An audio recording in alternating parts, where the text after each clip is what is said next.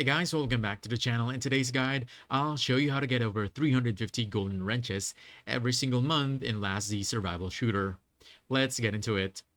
First, you want to head to the Glory store. You can buy 5 wrenches per week, which adds up to a 20 a month.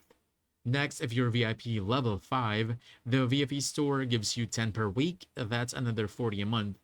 Keep in mind that you have to be VIP level 5 to do this though. Now, let's talk events in Zombie Siege. You can score 12 to 13 wrenches weekly, giving you around 48 to 52 a month.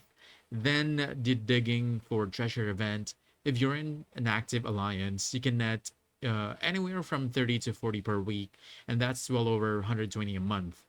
Just from these, you already have 250 wrenches monthly, but there's more. The Super Golden Wrench event gives you 6 wrenches in a day. Well, 6 wrenches in 6 days. Dawn's Light event adds 10 more for easy tasks. And the big one, the Gotcha Go, you get 5 free draws daily. But if you're willing to spend diamonds, you can farm way more.